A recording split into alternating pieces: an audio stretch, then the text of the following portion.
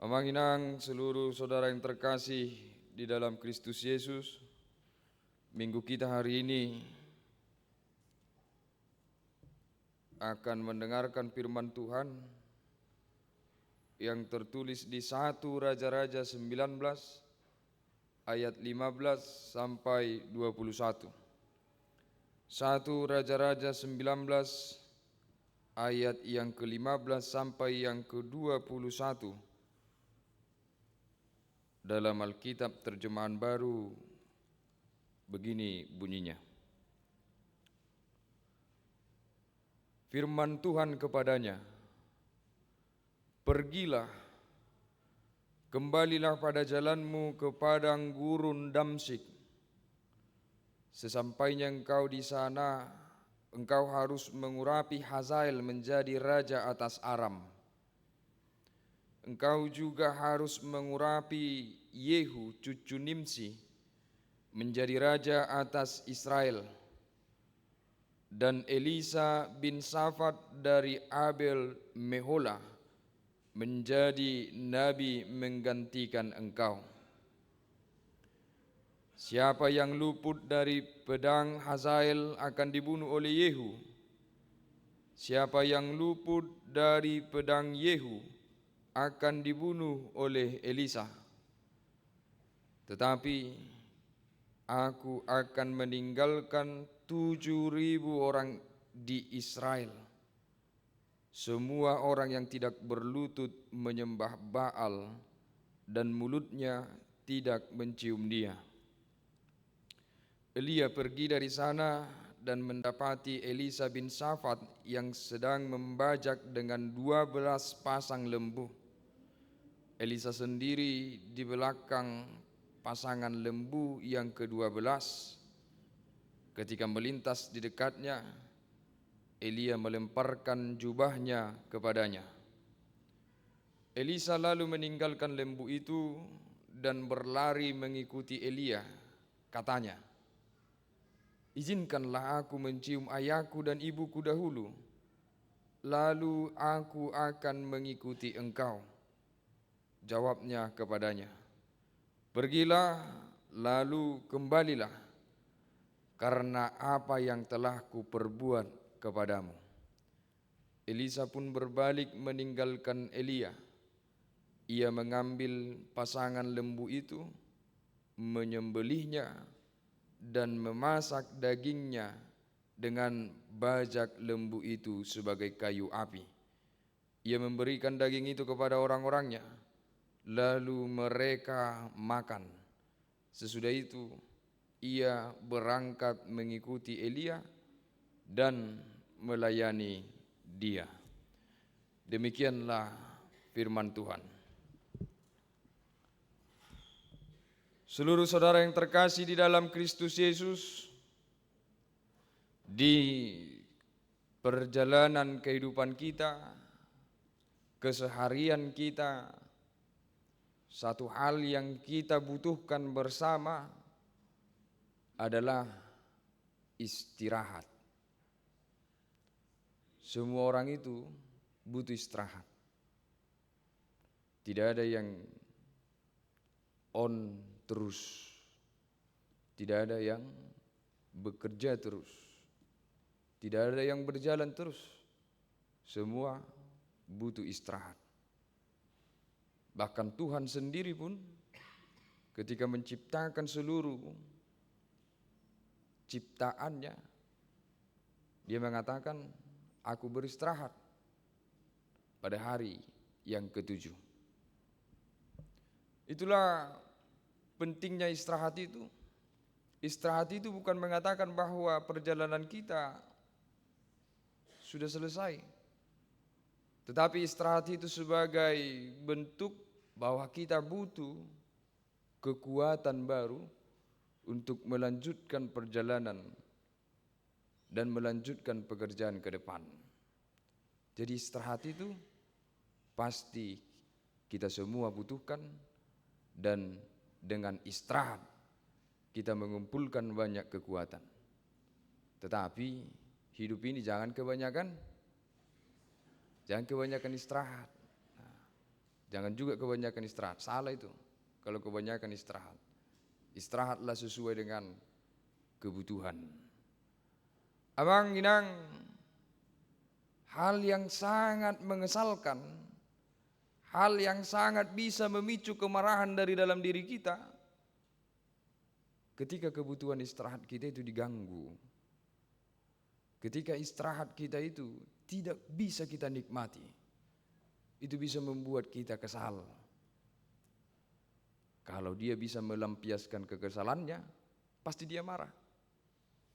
Tetapi bagaimana ketika istirahatnya diganggu oleh orang yang lebih kuat dari dia, yang dia tidak bisa membuat melawan, sehingga ujung-ujungnya dia depresi. Jadi kalau ada teman, kalau ada saudara, kalau ada keluarga yang kita tahu dia sudah sangat lelah, kita mengerti dia mau istirahat, biarkan dia istirahat. Kecuali ada hal-hal yang sangat penting. Ulu Songoni tidak saling mengerti. Suaminya baru pulang kerja, datang istrinya belum lagi duduk, suaminya ini, "Pak, tolong dulu Pak, kamar mandi itu tadi ada tanggung di situ kain, cucikan dulu itu," katanya. Dan suaminya ini sudah capek dari kerja, belum lagi duduk, belum lagi mengambil secangkir air untuk diminum, sudah langsung datang tugas baru. Nah ini bisa-bisa nih jadi cenderung jadi persoalan. Datanglah suaminya ini, dia merasa sudah sangat jengkel karena dia mau istirahat, mau minum, mau duduk, atau bahkan mau rebahan, tetapi langsung datang tugas baru. Ujungnya jadi pertengkaran.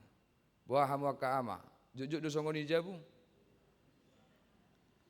Jujur, ngai tor huboto manangisena jujur songoni. Siana kai ekspresina. Toy ma, hasaba pemma isomma sude di muma. Asal mah dame. Tetapi yang menginang kita lihat bagaimana Elia juga mengalami posisi seperti kita. Elia itu juga sudah sangat lelah. Kalau kita baca pasal yang terdekat, pasal 18, Elia itu sudah sangat lelah. Terjadi pertempuran hebat antara Elia dengan nabi-nabi Baal. 400 nabi Baal dia tumpas. Pasti itu sesuatu yang melelahkan, sehingga dia dikejar-kejar oleh penguasa Izebel, istri Raja Ahab. Dia lari, itu pun pasti menguras energi, pasti. Lalu dia beristirahat sejenak, mengambil nafas, dan dia mengatakan kepada Tuhan, "Tuhan, sudahlah, cabutlah nyawaku. Cabutlah nyawaku Tuhan. Sudah lelah aku." Ninna si Elia. Tetapi kita lihat apa jawaban Tuhan dari permintaan Elia yang sangat lelah itu. Tuhan seperti istri yang di rumah tadi, tidak membiarkan Elia istirahat. Tuhan katakan, "Pergilah." Dia mau istirahat tapi disuruh pergi. Dia mau tenang, dia mau menyudahi semuanya. Dia sudah lelah tapi Tuhan katakan, "Pergi, ada tugas baru." Dia minta istirahat tetapi diberi tugas dan pekerjaan yang baru.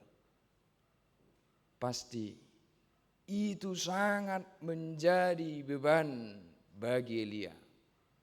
Sangat berat. Bahkan kelelahannya tadi sudah dia gambarkan dalam bentuk kepasrahan kepada Tuhan. "Tuhan, ambillah Tuhan nyawaku." Tetapi malah disuruh lagi untuk melakukan pekerjaan, bahkan pekerjaan yang berat. Urapi Yehu menjadi raja, urapi Hazael menjadi raja, urapi Elisa menjadi penggantimu. dia harus berjalan kembali, merintangi banyak bahaya. Tetapi kita lihat, meski demikian yang dialami Elia, tetapi apa yang dia lakukan? Dia tidak mendebat Tuhan, dia tidak berkata menolak Tuhan, dia tidak melawan Tuhan. Tetapi yang dia lakukan, dia pergi seturut perkataan Tuhan. Itu namanya ketaatan. Itu namanya kesetiaan. Di tengah situasi diri yang sebenarnya tidak mampu lagi untuk setia, tetapi tetap memilih untuk berjalan taat dan setia. Itu namanya kesetiaan. Kalau kita punya tenaga kita berjalan, kesetiaan kita masih diragukan. Kalau kita punya segala kekuatan, segala kesenangan, sehingga itu yang membuat kita berjalan, itu belum bisa dikatakan setia. Tetapi bagaimana sebenarnya kita sudah tidak mampu lagi berjalan, tetapi karena disuruh berjalan maka kita berjalan, itu namanya setia. Dan tergambar dari Elia pada hari ini kepada kita. Untuk itu amang, inang dan seluruh dari kita, lihatlah mengapa Elia begitu patuh dan setia kepada Tuhan di tengah-tengah keadaan hidupnya yang sebenarnya sudah tidak mampu lagi. Dia sudah akui dia tidak mampu lagi. Tetapi kenapa ketika datang tugas dari Tuhan dia masih melanjutkan itu?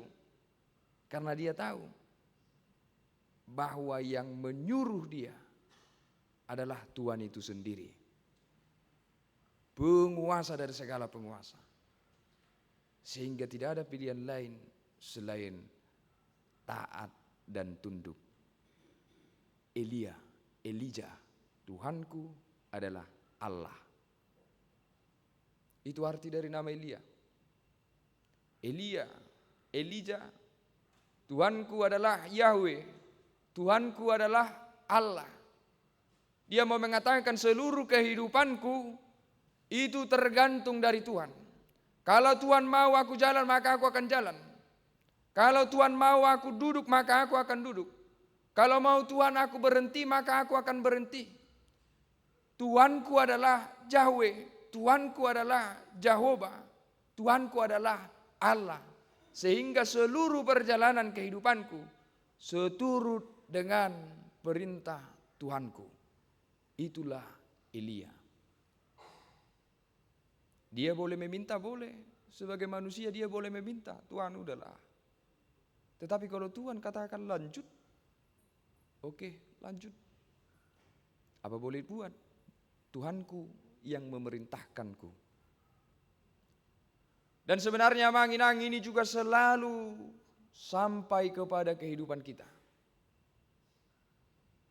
Kita tahu Tuhan selalu memerintah kita. Tuhan selalu menyuruh kita mengerjakan kehendak-Nya. Bagaimana kita? Apakah kita sudah jadikan Allah itu Tuhan kita? Atau apakah kita masih sering menolak mengerjakan kehendak Tuhan yang diperintahkannya kepada kita? Saya yakin semua di sini Tuhan suruh untuk mengerjakan kehendak-Nya. Tetapi tidak semua dari kita yang setia mengerjakan kehendak Tuhan. Semua dari kita disuruh Tuhan mengerjakan kehendak-Nya, tetapi tidak semua dari kita seperti Elia yang selalu mengerjakannya. Saya sebagai pendeta ada disuruh Tuhan mengerjakan kehendak-Nya, ada. Terkadang saya mau menolak, mau. Terkadang saya mau menyerah, mau. Sintua, guru, dokter, suami, istri, itu seluruh panggilan Tuhan untuk mengerjakan kehendak-Nya. Bagaimana suami? Melalui panggilan sebagai suami, apakah sudah mengerjakan kehendak Tuhan sebagai seorang suami?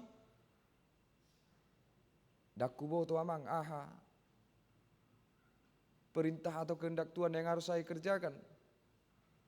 Ingat waktu di Langgatan. Apa kehendak Tuhan yang harus dikerjakan? Ketika Anda memburu ni halak tuson, ada yang harus dikerjakan di situ. Ingat, ketika Anda membawa anak Anda terdidik, ada kehendak Tuhan yang harus dikerjakan di situ. Di semua profesi kita, ada kehendak Tuhan yang harus kita kerjakan. Terkadang pikiran kita lemah, tubuh kita lemah, sehingga kita ujungnya menolak untuk mengerjakannya. Pikiran kita lemah, tubuh kita lemah, sehingga kita menolak mengerjakannya dan memilih mengerjakan pekerjaan yang lain yang bisa menyemangati tubuh kita dan pikiran kita. Sehingga kita memilih arah lain yang kita ikuti.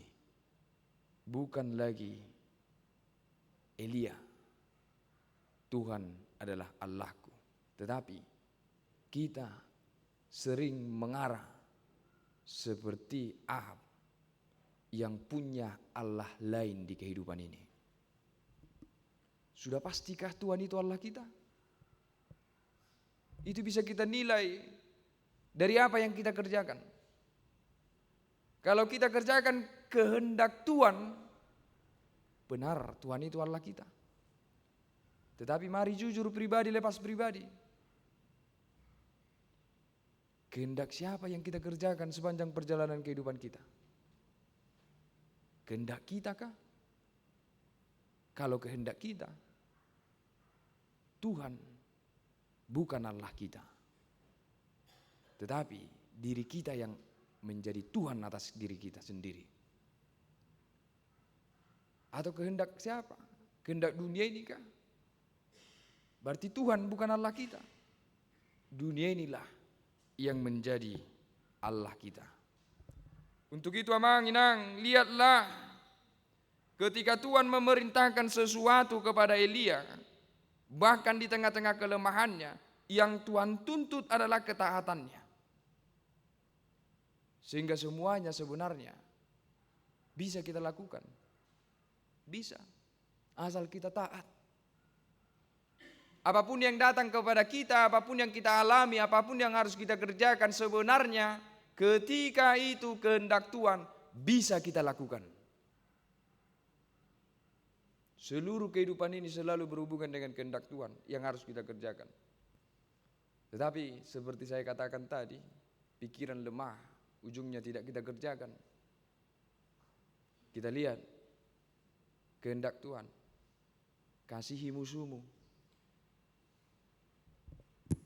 Kita bermusuh kepada teman kita, kepada saudara kita. Kita jumpa, ketika kita jumpa, kita ingat kehendak Tuhan yang harus kita kerjakan, kasihi. Tetapi apa yang kita lakukan? Bernegosiasi dengan pikiran ini. Sehingga akhirnya kita membenarkan diri untuk tidak melakukan itu.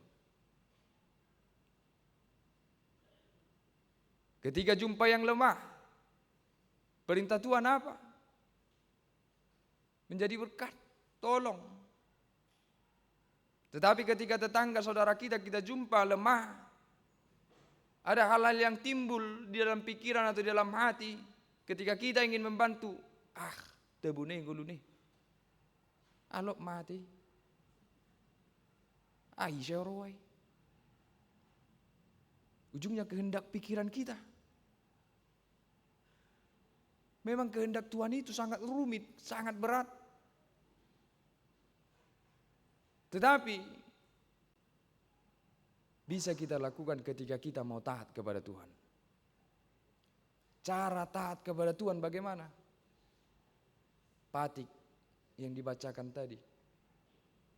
Ada naking patik teh. Apa tadi? Hukum Taurat yang dibacakan para agenda. Coba satu orang membacakannya.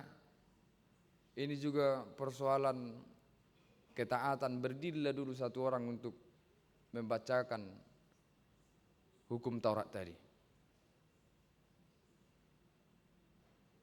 Coba Inang Sintua.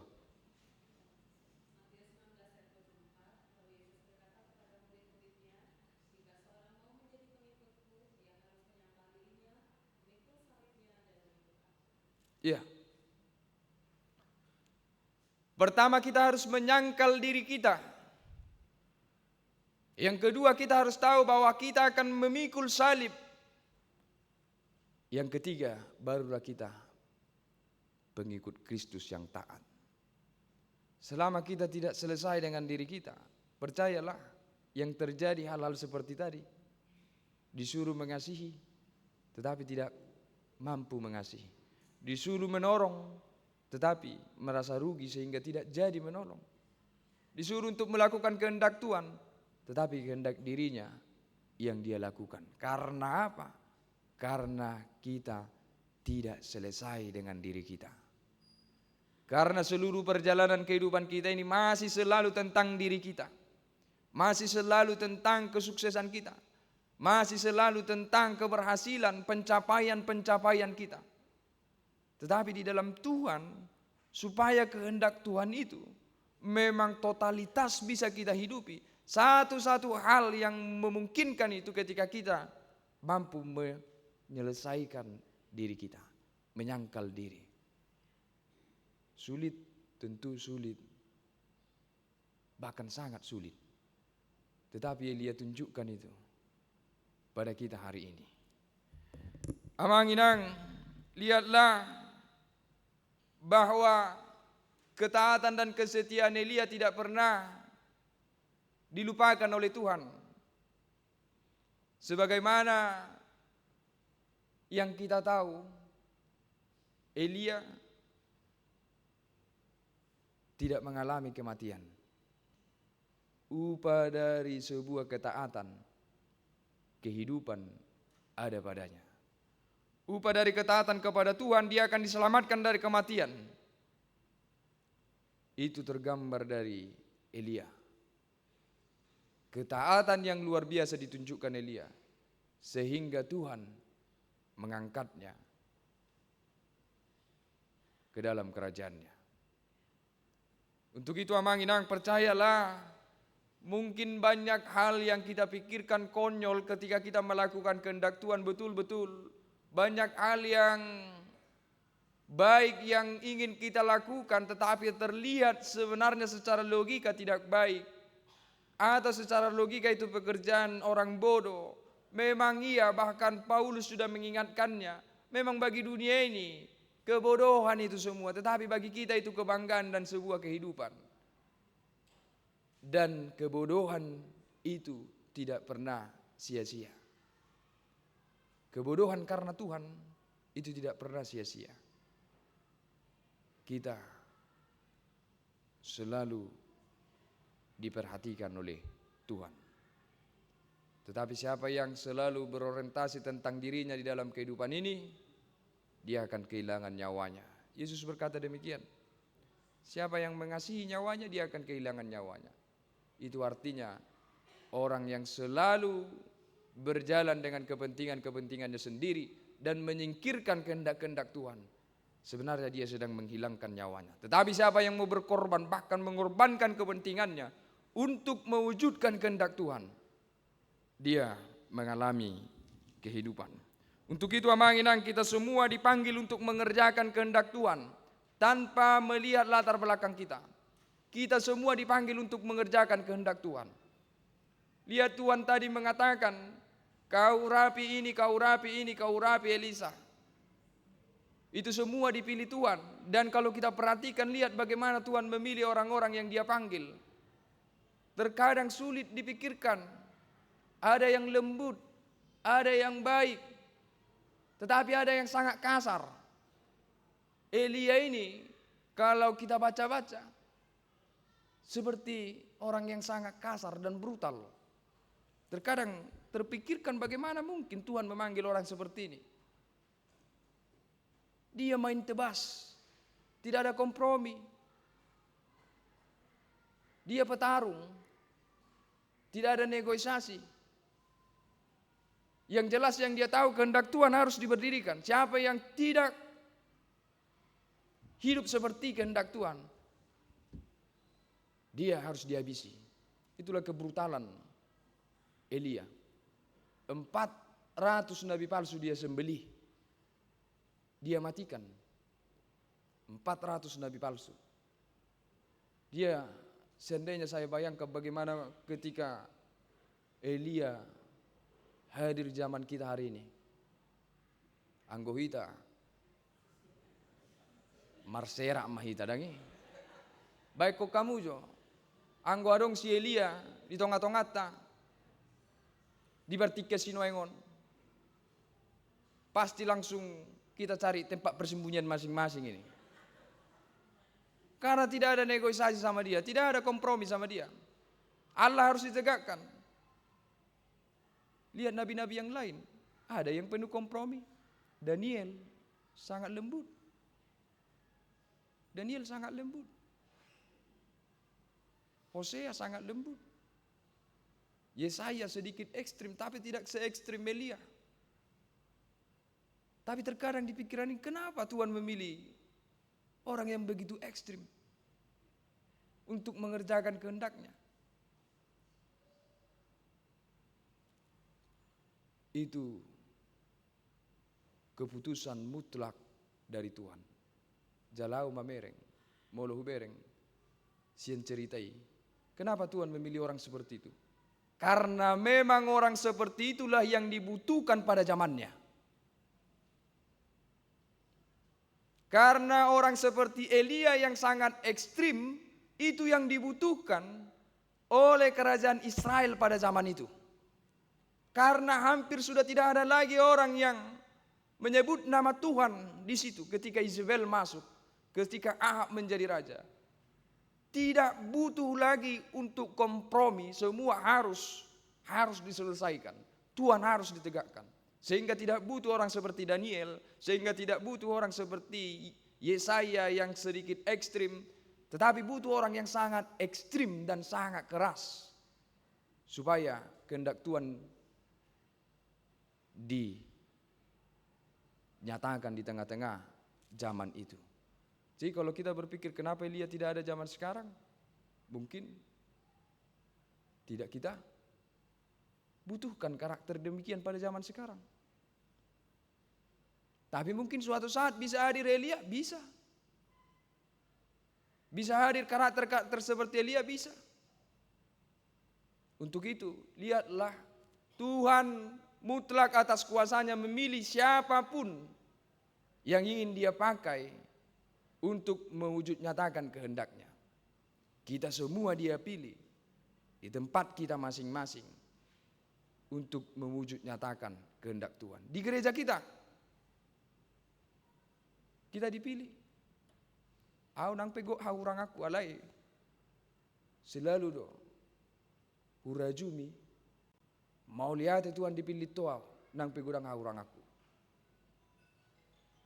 Jalo molotung pesahat nuai ngau tu reformandaon yang tidak pernah saya pikirkan sedikit pun tentang tugas di reformanda ini. Tetapi saya ditugaskan di sini. Itu dalam rangka kehendak Tuhan. Bagaimanapun Anda melihat saya dari sisi kekurangan, kelebihan, tetapi saya tetap percaya bahwa ada kehendak Tuhan yang harus saya kerjakan di sini. Kita lihat paraledo-paraledo kita dengan ragam karakternya. Ada yang lembut, amang, ada yang seperti itu. Ada yang amang. Ada yang amang. Semua itu dalam rangka mengerjakan kehendak Tuhan. Semua itu dalam rangka mengerjakan kehendak Tuhan. Sehingga jangan pernah berpikir bahwa orang yang dipilih Tuhan itu harus selalu seperti satu karakter. Tidak. Siapapun bisa Tuhan pilih untuk mengerjakan karakter kehendaknya. Mau itu keras, mau itu kasar, mau itu lembut, itu tergantung dari bagaimana dia mau mengerjakan kehendak Tuhan. Yang persoalannya, bahkan dia lembut sekalipun, ketika dia tidak mau mengerjakan kehendak Tuhan, itu akan jadi kehancuran bagi dirinya. Jadi persoalan kasar, lembut, karakter ekstrim, non ekstrim, keras, lunak, bukan di situ titik persoalannya. Tetapi persoalannya, mau atau tidak mengerjakan kehendak Tuhan. Jadi adong onom nuaing calon sintua.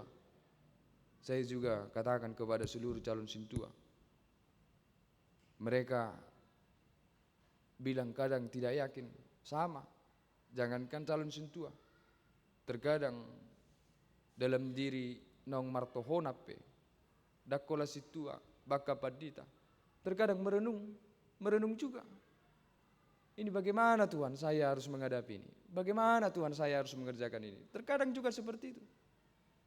Tetapi biar bagaimanapun, bukan persoalan mampu atau tidak mampu. Kemampuan itu penting-penting, tapi bukan di situ titik persoalannya. Kehebatan itu penting-penting, tetapi bukan di situ titik persoalannya. Persoalannya sama seperti yang Elia. Mau taat atau tidak? Taat atau tidak? Itu titik persoalannya. Jadi mari, siapapun kita, apapun keterbatasan kita, atau apapun kelebihan kita, setialah mengerjakan kehendak Allah, supaya kehidupan itu menjadi bagian daripada diri kita. Jangan pernah merasa bukan siapa-siapa. Dengan Tuhan kita luar biasa. Jangan pernah merasa bebanmu terlalu berat hari ini. Dengan Tuhan kamu bisa berjalan. Dengan Tuhan segala sesuatu mungkin. Banyak yang berat yang kita alami, iya. Tetapi dengan Tuhan semuanya bisa kita hadapi. Itu sudah terlihat dari Elia. Jadi selalu semangat, selalu tetap percaya, dan selalu yakin seberat-berat apapun perjalanan kehidupan ini, aku adalah orang yang telah dipilih Tuhan, maka aku akan berjalan. Coba semua kita katakan, aku orang yang dipilih Tuhan. Semua kita katakan 1, 2, 3. Irana sorong suara sekijang. Coba sekali lagi. Kita katakan masing-masing, aku orang yang dipilih Tuhan. 1, 2, 3. Kita orang yang dipilih Tuhan. Dan kita dimampukan oleh Tuhan. Setialah kepadanya sesulit apapun kehidupan ini. Amin, kita berdoa. Moliate Tuhan debata Jehovah di pasahat nasarohanami Tuhan, di pangiring-iring ni tanganmu, di pardalanan ni ngulunami.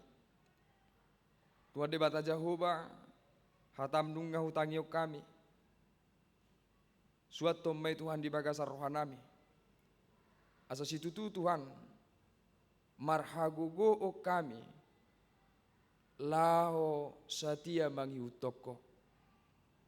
Tutumay Tuhan di botoho ganub akan namasa di bagasang ngulu nami. Arsak niroha, buban, duhut ragam tayak ka namasa Tuhan, nama bain si patagale pikiran ng daging nami. Alay Tuhan di bata Jehovah marhite hatam di bagasa sadaryon. Diurupiho kami, dipatauho kami, laho madala ni ngulu nami. Asiro ham Tuhan, topa hasatiaon napita diganup hamibe.